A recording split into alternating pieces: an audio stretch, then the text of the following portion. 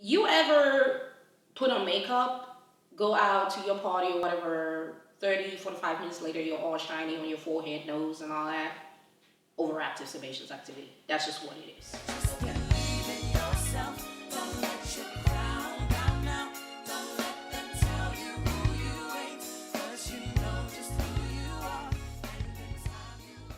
Hello guys, it's your girl Edith Delight, and I'm back again with the tropical skincare issue. This is a continuation video from the last one, and we have been talking about the DESH, which is an acronym that I designed based on my 7-year research in the tropics, where we were able to find the 4 main issues that plague people with tropical skin, people of color, people with melanin in their skin.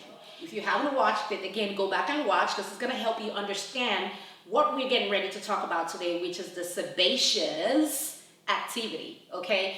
So if you have tropical skin, guys, if you have black skin, if you have melanated skin, you are going to suffer with overactive sebaceous activity 9 times out of 10 if you're not doing the right kind of skincare approach to take care of that. This is what I mean. When we say overactive sebaceous activity, it sounds like a huge word, right? But let me break it down to you so it's easy, okay? You ever put on makeup, go out to your party or whatever, 30, 45 minutes later, you're all shiny on your forehead, nose, and all that? Overactive sebaceous activity. That's just what it is, okay? That whole shininess, we don't like it. We don't want it.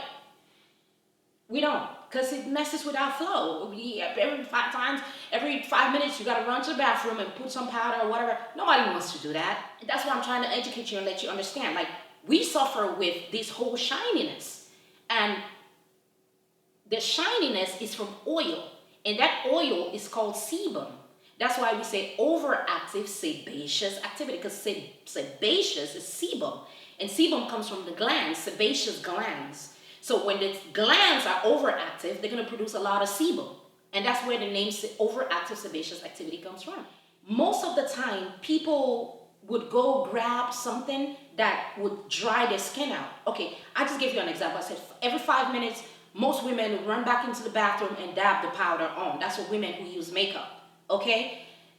What you're not understanding is every time you go in to dab on that powder, what you're doing is, there's sebum on the surface of your skin.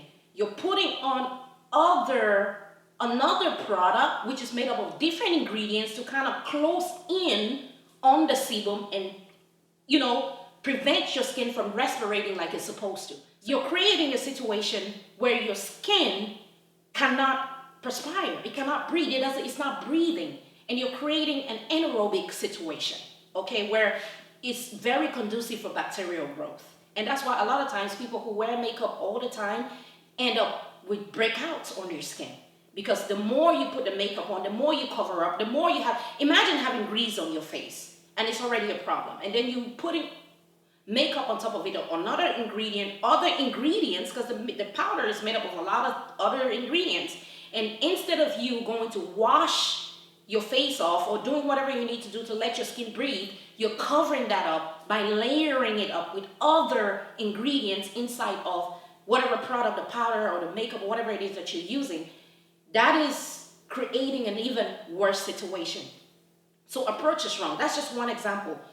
The other example, which majority of people do, is they would use what we call the astringents. And these astringents have alcohol in them. And alcohol is a drying ingredient. So whenever people have that oiliness going on, when they do their skincare routine, for people who have routines in the morning, most of them would exfoliate or use a scrub or whatever, and then they'll use the astringent to kind of remove the oiliness, because the alcohol has a drying effect, right? So whenever you do that, it kind of feels like you took off the oil.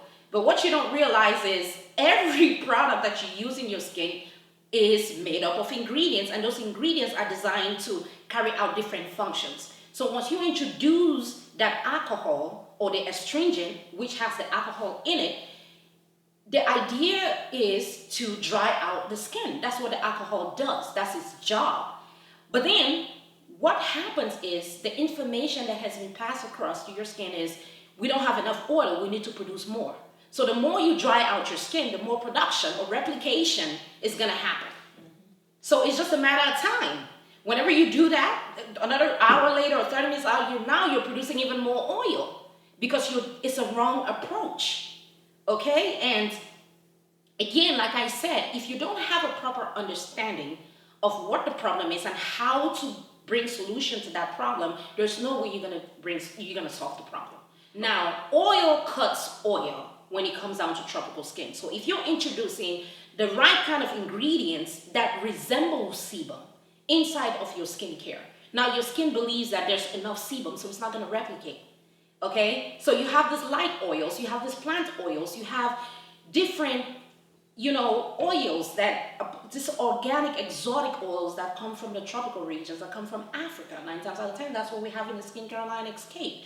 And whenever you use these ingredients and you're using this product religiously, morning and evening, and you're introducing that to your skin, oil cuts oil. So your sebum manufacturing processor, if I can call it that, just so you understand, would know that, okay, there's enough oiliness going on, and eventually it slows down that overproduction. And there are other ingredients that you introduce to your skincare regimens or your products so that they help to slow down the overproduction of sebum. We have, for example, what we call the multi-herb extract, which is a phenomenal ingredient, organic, that we use in our formulations that would help to slow down that overproduction of sebum inside of your skincare. So, just in general, guys, the bottom line of what I'm trying to communicate and educate you guys is, don't use products because it sounds good. Don't choose products because somebody said it worked for them.